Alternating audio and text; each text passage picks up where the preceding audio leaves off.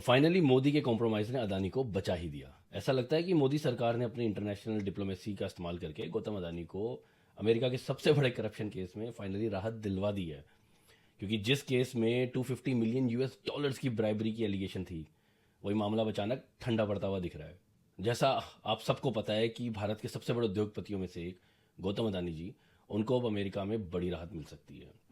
अभी recently Bloomberg और Reuters की रिपोर्ट्स के मुताबिक यूएस अथॉरिटीज अब अदानी पर चल रहे फ्रॉड और ब्राइबरी केस को सेटल या क्लोज करने की तैयारी में है ना। मोदी की कॉम्प्रोमाइजिंग डिप्लोमेसी काम आ गई लग रहा है।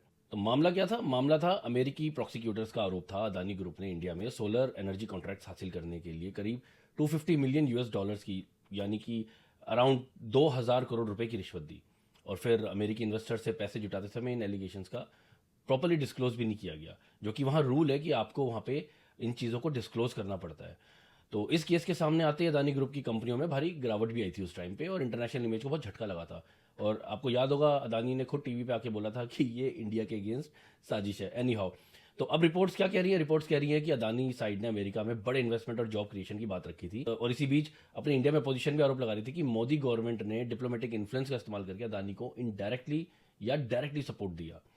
हालांकि अभी तक कोई इसका ऐसे ऑफिशियल प्रूफ तो बाहर नहीं आया, बट ऐसा लगता भी है देख करके कि कुछ तो कॉम्प्रोमाइज़ हुआ है।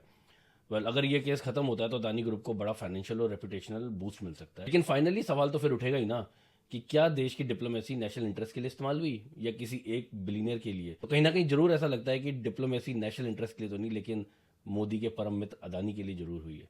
आप लोगों की इस पे क्या राय है? Please do let us know, comment कीजिए। Thank you.